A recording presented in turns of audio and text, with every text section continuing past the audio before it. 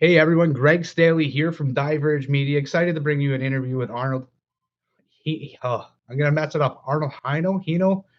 He just told me, and I started the camera and I completely blanked. I apologize if we have background noise. We're canvassing for New Blue in Ontario. I'm here with Wyatt Claypool of the National Telegraph from Calgary. I'm from Saskatchewan. We're here because the New Blue is important because there's real conservatism on the ballot in this party.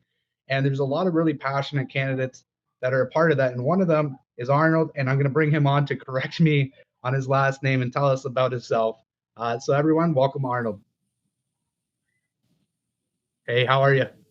Living a dream. You? I'm all right. I can't believe I butchered that after asking you like a number of times. I'm so sorry. But can you introduce the audience to yourself? And you're running in Sault Ste Marie. Yeah. Yes, I am. Okay, so you formerly ran for, you're the current candidate, I guess, is what you were telling me, for the People's Party of Canada. And then Yes. on the provincial level, you're running for New Blue. So how does that come to be, and what's kind of your background professionally before politics? Well, I was, I guess my latest, I was a lab technician. I worked at the West Parry Sound Health Center in Parry Sound. Plus, I worked at Life Lab in Sault Ste. Marie until the old COVID nonsense came along and decided not to take the job, and I lost my job. And then went back to cutting meat, because I used to be meat cutter when I was a kid. And now I'm just semi-retired, just working for Looney Tunes Pontoons in Deborah, deliver pontoon boats. And now we have four-wheelers called Segways that we deliver I deliver all over Michigan, pick up boats all over Michigan, Ontario, Quebec. So, good gig, driving truck. So that's kind of wild. Obviously, New Blue has a policy to bring back fired healthcare professionals that were forced out because of vaccine mandates and restrictions. But what was it that you were doing in the healthcare industry? I was a lab technician. Okay, so I missed that. Sorry. So lab technician, they forced you out with the vaccine mandate. Is that correct? Yeah. Yes. And so how does that shake out? You get a letter that says you have X amount of time to take it, or was there any other options presented, or this was just basically how it went, and it's still in place today, correct? As far as I know, I haven't really been around there. So what happened was I kind of knew there when all this stuff was going along during the COVID nonsense. And I remember walking into work one day and all the girls were working there and said, Arnold, you're not going to like what you hear today. And I said, you're going to force everybody to get the shots. I said, yeah. I said, I told you guys that. You guys didn't listen. I mean, walked into the office, my boss said, it's going to be mandated that everybody has to take a shot. I said, you don't like us if you're on it. So it is what it is. You guys do what you have to do, and I'm going to do what I have to do. And then they did some protocols, like I could work longer as long as I was still going to get let go at one time. But said, if you take the PCR test, you can work a little bit longer, but it's still going to get let go. And then I said, so I had a discussion with him. I said, the PCR test is a bunch of BS. I asked him, do you know who developed the PCR test? He said no. And I said, so you're a lab business. In the lab business, you don't know who developed the PCR test. But I said, it is what it is. I'm not going to back down. So. Yeah, so I can kind of nerd out about that a little bit because I remember reporting on the PCR test specifically. And there was a point when even Anthony Fauci himself was saying, anything over 25 cycles is picking up dead nucleotides. And this is like maybe above some people's heads, but as a lab tech, maybe you'll appreciate it. Yeah. And Ontario was running 40 cycles. So I did this story a while back, and I called public health in Ontario, and I just said, like, what are we running at? And he told me 40 cycles, and I told him about Anthony Fauci. And so there's this, we were running these PCR tests, forcing a lot of people into that side of things if they wanted to keep their jobs, if they didn't go the other, if they were even afforded that option. And at the same time, it was not at all effective in actually doing what they proclaimed it was doing. So it's just wild. Well, the funniest thing is, like I don't know if you remember when they had the military games in Mexico, I should say in China, and they came back in October 2019. So I was doing some research. Like, where the heck is is going on here, because they changed the virus name 3 times within a month. And there's something going on here. And sure enough, half the military veterans that came back from China were sick, but the government didn't tell anybody about that. So I lost my chain of thought where I was going. Oh, so yeah, so I was trying to do research. Does Life Labs have any ties to PCR testing? There's something something has to be going on there, because they were promoting the PCR test too. And then, lo and behold, about a year and a half ago, don't I find, after I was let go from Life Labs, but Anita, man, you remember who she is. Her husband is somehow linked to Life Labs. You can't make this stuff up. There is a lot of strange happenings behind the scenes, and if only there was like a stronger media in Canada that actually cared to ask the right questions, because the people that have the money and power do follow up on the things. Like, independent media can only do so much. We don't have the pockets and the resources. Yeah. And there was a lot of stones left unturned, and it just seemed like they had no interest to turn on or turn over those stones. It was like they were more than happy to regurgitate the narrative that we were being told. But as a lab tech, you have a different insight to that. And I'm just curious, like, how does that play into you getting involved with New Blue, or how does that become? How do you become a candidate? Well, indirectly. So, like, I knew something was going nefarious on with that, but then the more reason I got, when I started getting hooked up with when the truckers convoy came along, I got very involved with that in Sault Ste Marie. But when they started pushing this pride ideology in schools, that tipped me over the board. I said, you're pushing all this, it's called Soldier 1, 2, 3 out west, but I should say in Ontario, it's called the WIN curriculum. And you're pushing all this pride ideology in schools and all that, pushing it on the kids. And I said, like, as an adult, I can take care of myself. I mean, I'm a big boy kind of deal. Like, but when they're pushing this stuff, shoving this kid down the kids' throats in schools, and everywhere they walk, you have drag queen stories, story time, and all that stuff. I have to step up the plate and do something, because for some reason, I don't mean to be vulgar or whatever, but for some reason, men in our country have lost their balls, and they don't stand up anymore. Yeah. No, I didn't mean to cut in. If you want to finish your thought, sorry. Like when my father raised me up, he raised me like, if you know you're right, don't back down, and always protect your family and always protect the women and kids. Yeah, and that's exactly how it should be. And unfortunately, like in Ontario, you would think with a conservative government in power, you wouldn't see a lot of the diverse equity, inclusion, and kind of the woke policies being pushed in the education system. But unfortunately, with Doug Ford, what we have is a liberal in a blue suit, and it's been much the same policies. And I remember there's an article I just covered like in the recent weeks talking about how Doug Ford's new sex ed curriculum was essentially everything the old Kathleen Wynne curriculum was. And people were up in arms about that at the time. But it's just, he speaks very good conservative rhetoric, and I think it fools a lot of people, but he governs very much as if he was a liberal. You can't really tell the difference if you look at the policies, the bills passed, and the things they're supporting. But he talks like a conservative, and he fools a lot of people that way. Well, when he came in, you correct me if I'm wrong, but he said he was going to pull out of the WIN curriculum, but he never did. Yeah, I believe you're right. He made a bunch of campaign promises. I talked about this in my interview with New Blue leader Jim Carhale. It was kind of went through. I don't know if I talked about it, but I know I had researched it prior. And the campaign promises, he promised 20% cut to the middle class taxes, never happened, and promised to get rid of the carbon tax. And he gets rid of cap and trade, but he brings in an industrial carbon tax. Like, he's just very much. He's two-faced. There's no way to be tiptoeing around it. Like, he says one thing and he does another. He knows how to speak to conservatives, but he very much is more than willing to throw them under the bus as long as it doesn't hurt him.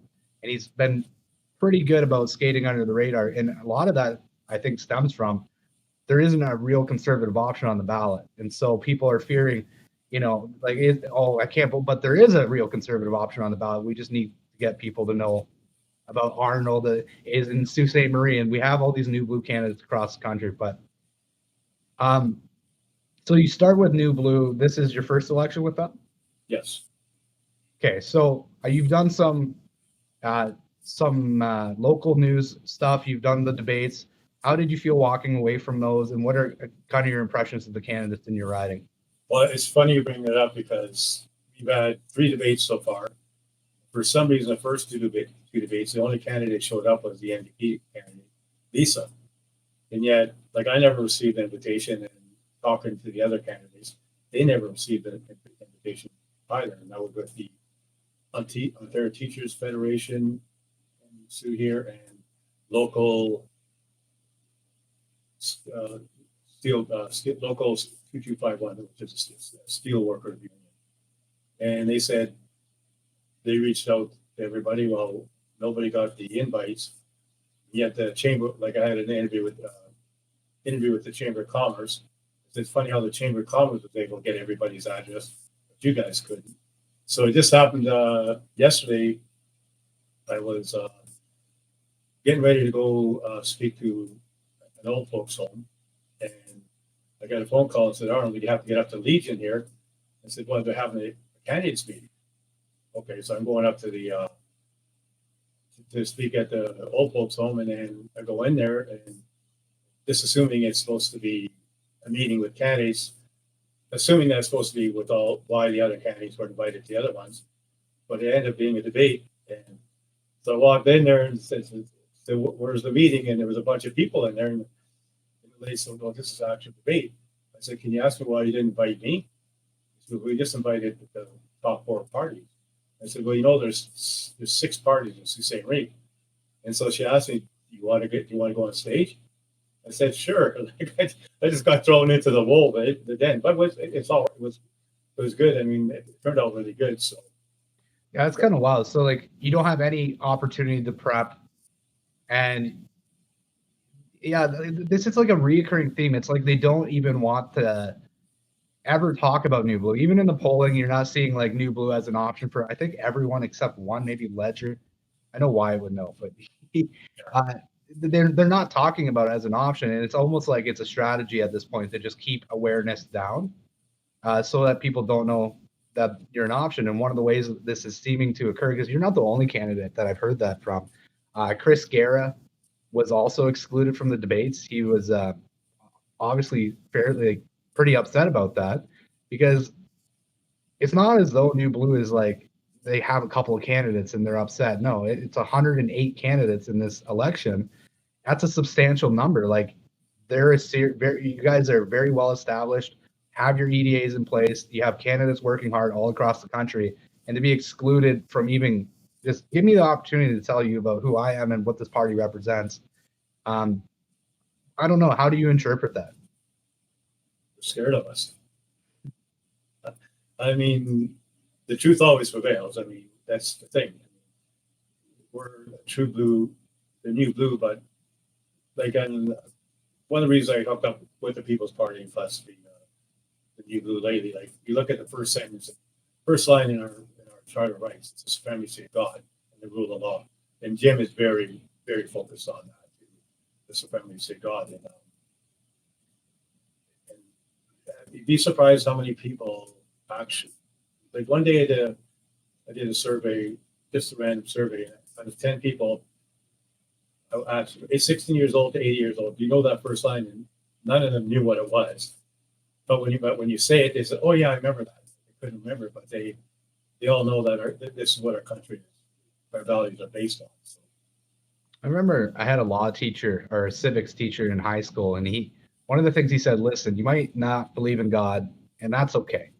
But he says, you should believe in the supremacy of God in our legal system and as a nation, and here's why. If our rights don't come from God, then they come from government. And if they come from government, they can be taken away anytime the government deems fit. And kind of, you had mentioned the Freedom Convoy earlier. This was one of my points of contention about the Charter Rights. I'm getting in the weeds now, but there's the notwithstanding, right? If the government deems it reasonable, we can take away these rights. And in emergency situations or in crisis situations, they can always, I guess, manufacture a reason to take away those rights. And I think with Convoy, what was incredible about it is they try to downplay it as maybe it's just like a workers movement, but it was everything. It was people like yourself that was forced out of jobs. In my own personal experience, like my wife wasn't able to say goodbye to her grandmother in hospital because of the restrictions they had in place there. There was only one person per day. We knew um, she wasn't doing well and she was going to go any day, but she was denied that chance. And this is not a unique story. There was suicides. All, restrictions and mandates were far beyond just work. And back to this idea of like supremacy of God, right? These are God-given rights. This is the way it's supposed to be, and it should be enshrined. Maybe I'm getting a little bit too beyond like a conversation here, but no, you're totally right. Like you look at like Canada and even the states, like they're God we trust, but both countries are based on the Ten Commandments, and our laws and our court system are they're very well constructed. But the problem is now you have governments. If the judges interpret the laws the way they are supposed to be, everything would be fine. But you have governments that are telling the judges, "This is how I interpret it, and I want you to interpret it that way, not the way they were meant to be." And that's why our country is so screwed up. well, yeah, you definitely have the government stepping in, and they always seem to know best, and you don't have that supremacy of God to fall back on, and so you're at the whim of bureaucrats that always think they know best and how to micromanage Canadians' lives, and it clearly doesn't work. And in Ontario's case, we've watched the price of living is out of hand, and all I see from the major parties is, well, I spent lots of money, but I'll spend more, but I'll spend more, but I'll spend more. And I watched the leaders debate, and I kind of got a kick out of it. And I don't. It's what I'm getting at is they're all saying the same types of things. New Blues obviously saying fiscal conservatism needs to make a comeback. We need to be responsible, and you're polling pretty well from what I can see in Northern Ontario. So what is that shaking out to look like for you on the ground? And why do you think it's resonating with Ontarians, specifically in the North, the New Blue message? Well, I think I'll look at Sault Ste. Marie. That's as much as I care what's going on in North Bay and Toronto, that I would have to worry about Sault Ste. Marie first. But like our crime is totally out of control. Our homelessness is totally out of control. We were the highest opioid death capital in Ontario. We're down to we're going down a little bit, but still it's way too much. And a lot has to do with the immigration. I don't care what anything. Like when you see, and this is no disrespect to the East Indian people, but they're coming over here in droves, and they're taking away jobs from our kids coming out of high school or getting into high school. They have no hope. They have no hope of getting a job, pay for an education, or buying the first car, and anything like that. It's driving the housing costs up. It's killing our healthcare system. And you have 3 families living in one apartment building, and now all of a sudden the rents have skyrocketed and the houses have skyrocketed, and the addictions are going crazy because people they just lost hope. So we have to really put a moratorium on these immigrants and worry about the people that are born here first. Like, especially they're complaining about don't have doctors and nurses filling that well. Sorry to say, but we have a lot of good nurses, a lot of good healthcare workers, a lot of good doctors that pick up the phone and say, okay, it's time to come back now, or ask them, do you want to come back, and give them back kind of thing. And I think the sad part is I think a lot of them are so beat up because when you get in the healthcare system, it's not, you don't get in it for the money. It's just thought of getting into the healthcare system, and you can make a difference in somebody's life. Like I worked in Diverge in West Paris Health Center. I worked at. Always loved to work in Diverge when we had traumas coming, whatever, all that. But it's taxing mentally, but it's to know that you kept somebody alive or helped them get better. You can't put a price on that.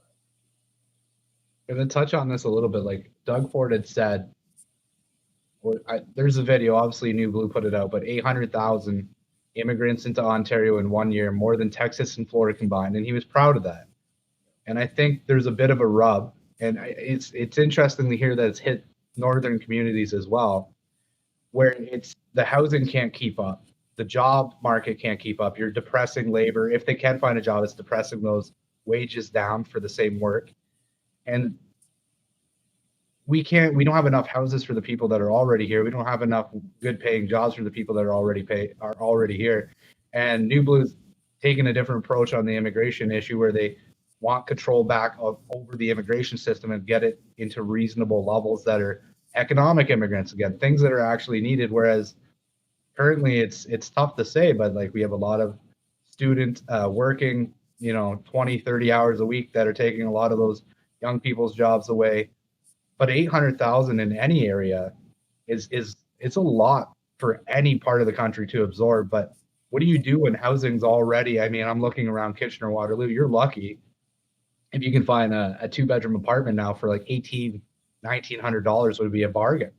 And so I can't. What is the North like in terms of housing costs now? And you mentioned the drug issues kind of getting bad there. What does that look like in Sioux? Well, it's out of control. Like, I mean, we're a border city, which doesn't help either. So, but I mean, like with I'm in close contact with the Muslim community. When I did the Million Man marches in Sioux here, I reached out to them to see if they wanted to come out. And they came out and one of them did a speech and all that. And so the head, I guess Ivan went and talked. We're talking one night, and he said to me, he goes, Arnold, when you guys in Canada are going to wake up? I said, what do you mean? We got all these people coming to my country. These people aren't coming over here because they're going to make your country better. They're coming over here for not good reasons.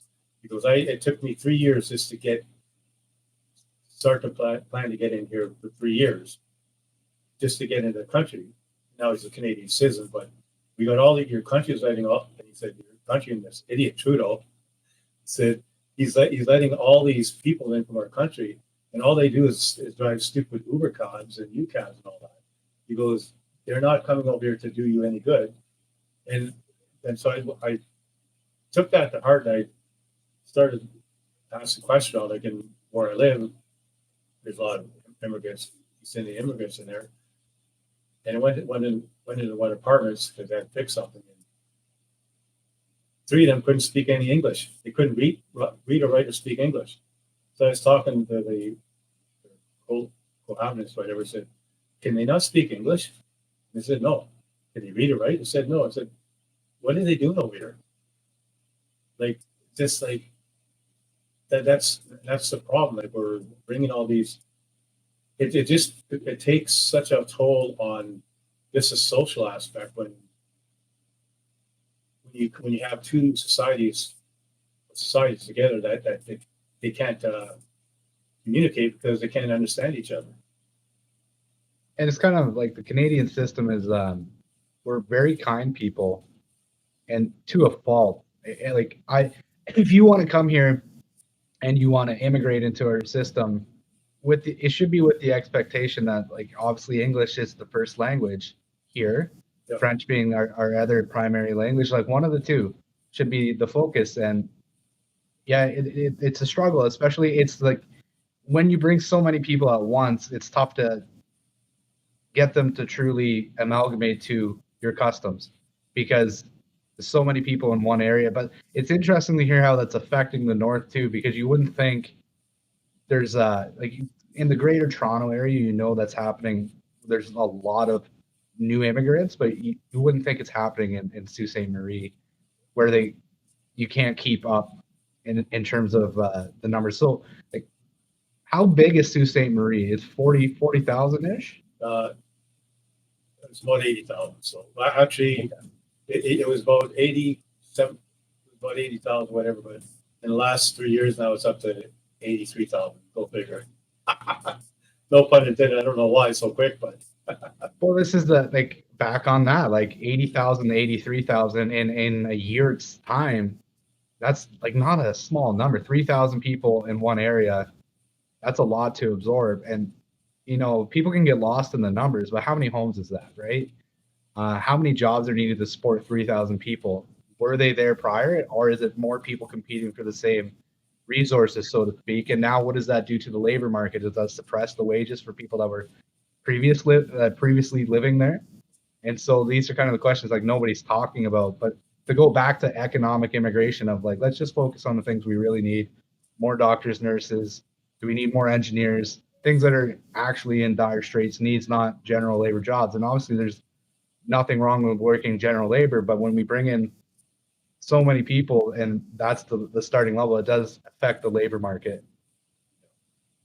Well, So, yeah.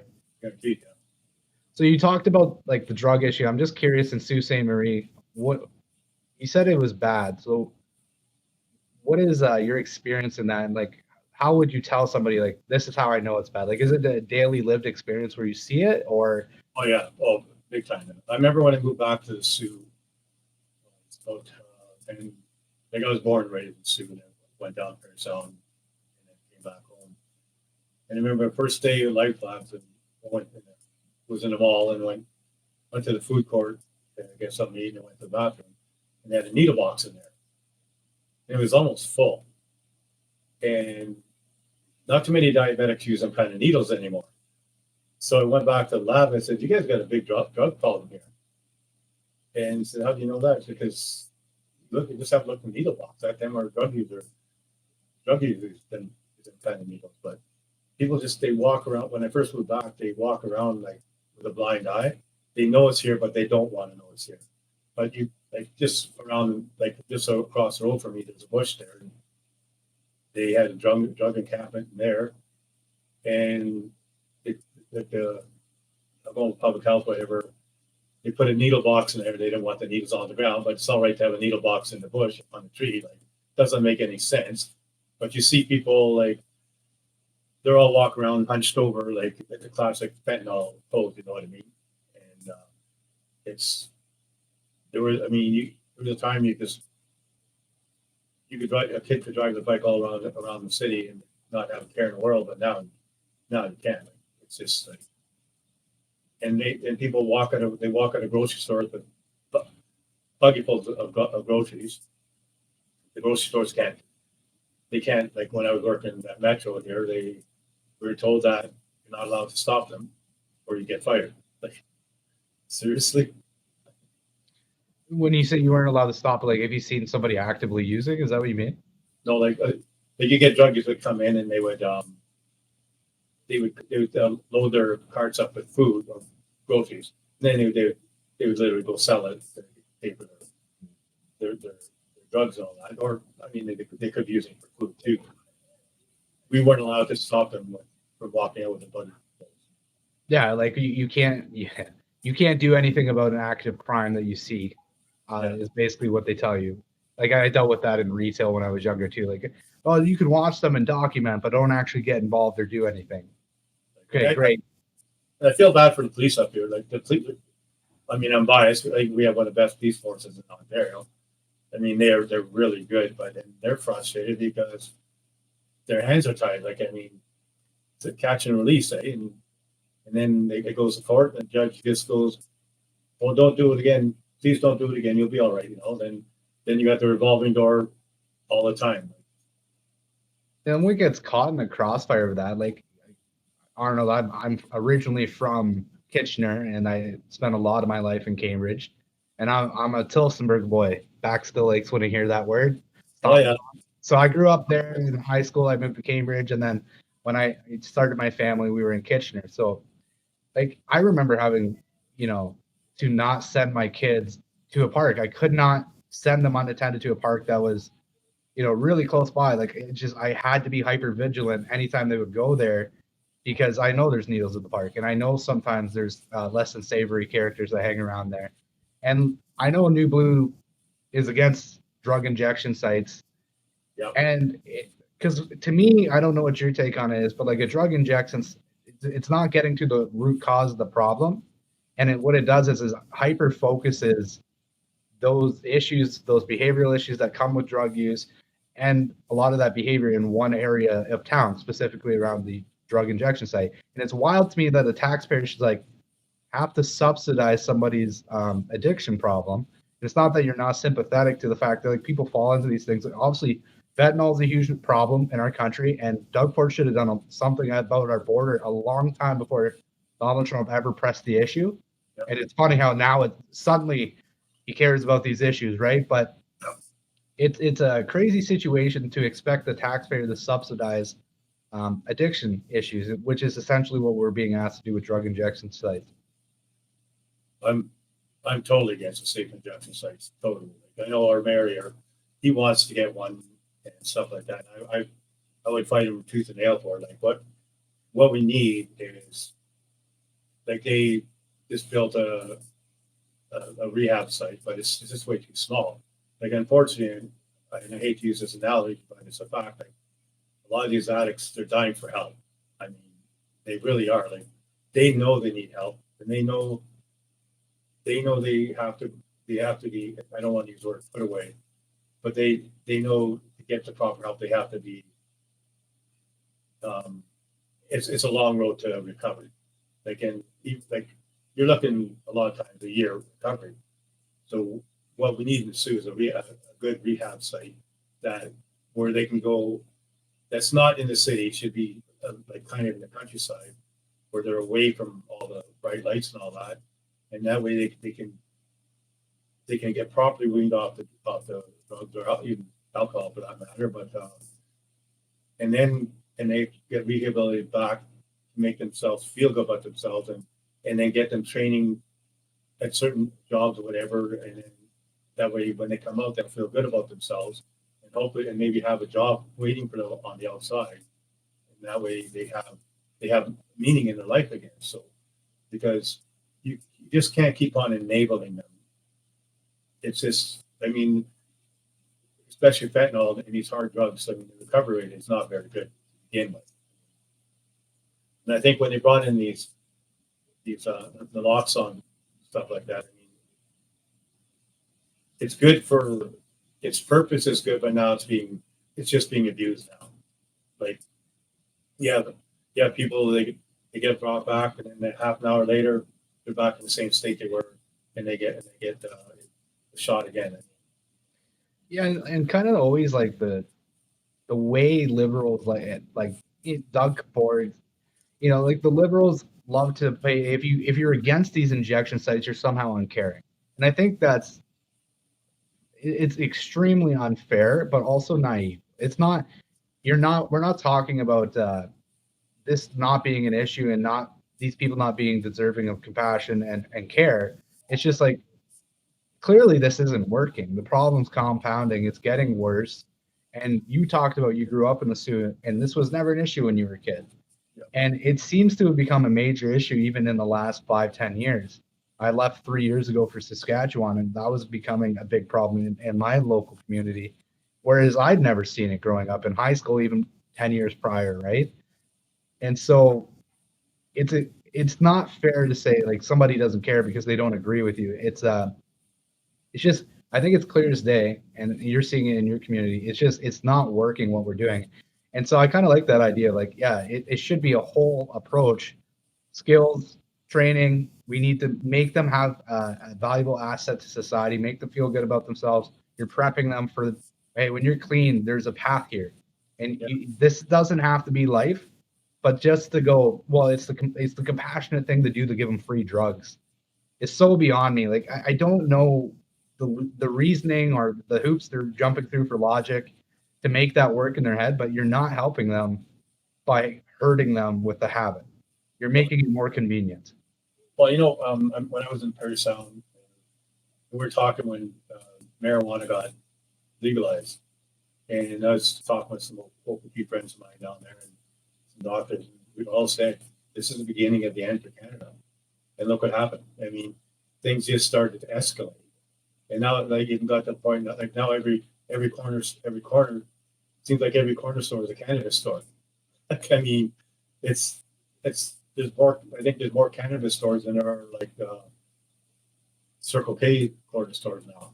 Like it's sad, and then you have the Trudeau government going on with the theory of well, if you have 3.5 grams of fentanyl for personal use, that's all right. Are you freaking kidding me? Like the idea, these politicians got to be brain dead because I don't. There's no words that can describe what their minds are thinking. Yeah, I think there's a lot of, you talked about weak men. There's definitely a lot of weak men and women in politics. It's really easy to take the convenient path out and say the thing that's popular at the time. And Freedom Convoy to me was a litmus test, like of where people were at. Like COVID in general was a litmus test of like people's character and integrity. Like we suddenly threw out all these values we had as a society because it was convenient and because it was easier to go along to get along than just saying and doing the right things. That being said, so you're the candidate. February 27th is the election. Yeah. How's things going on the ground? You got door knocking at this point. Like you're in the final push. What are you hearing on the ground from people there? Because Ether is polling, we're 7% in the Sault Ste. Marie, which isn't a small number.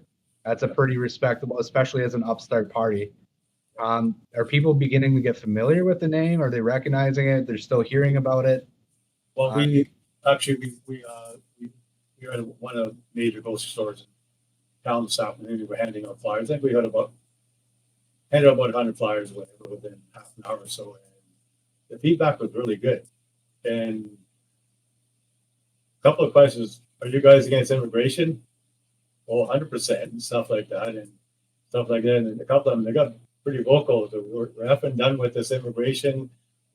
They were getting pretty heated up with what's going on. So, and a lot of people, they seen the signs around and they were happy to see me in person, kind of deal. And like I said, when I did the debate yesterday, it came out really good. So people were quite impressed because I took a different stance, like the NDP and the Liberal contender. Like I remember Lisa there, she came out with the NDP is going to come out with a food stamp there, $122 a month.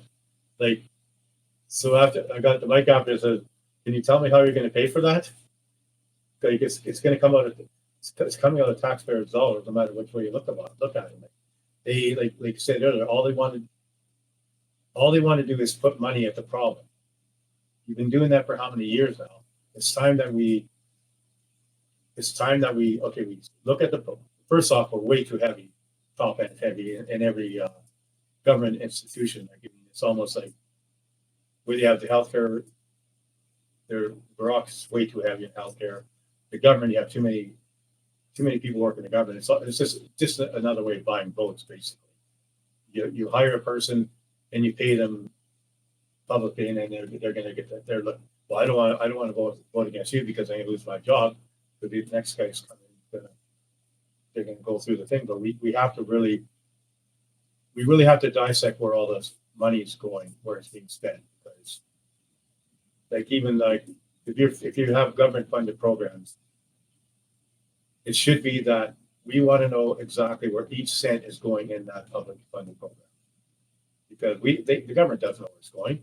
So, guys building an apartment building, well, him and his family member, they make a deal, whatever, and behind the scenes, whatever, stuff like that. No, we want to cent per cent.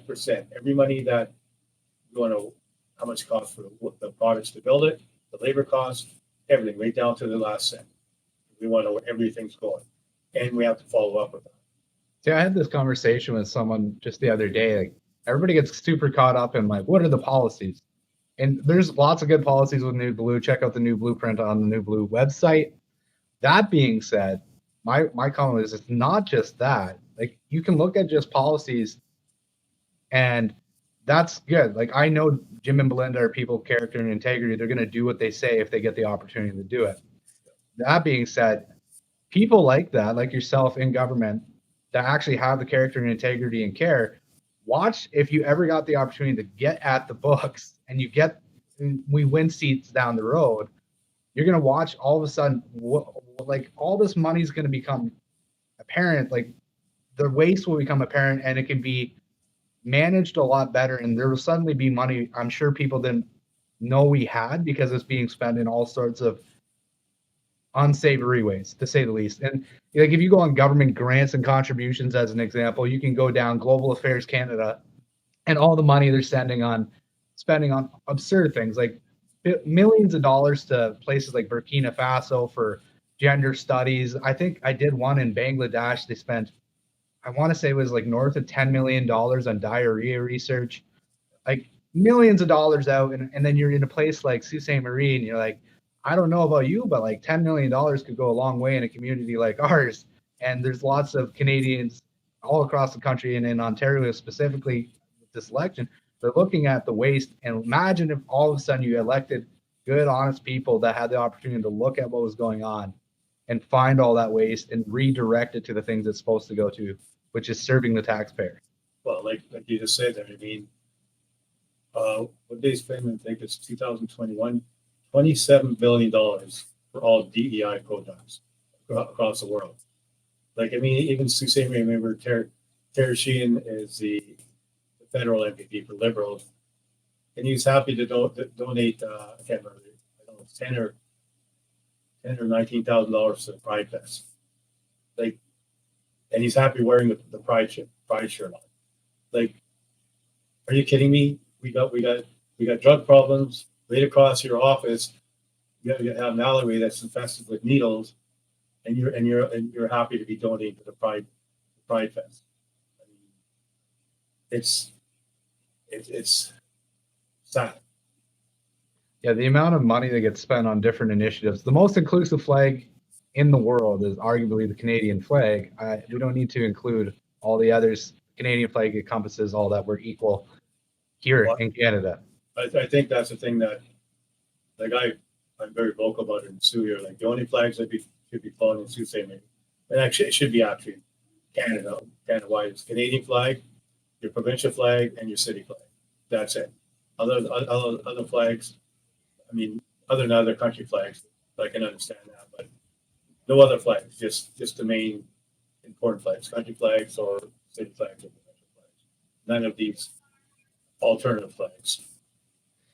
Yeah, we get lost into and if you don't support it actively, it's not enough to be accepting. You have to openly support it. Otherwise, you're somehow demonized as being a bad person. But like everybody here in Canada is equal. We all have equal rights.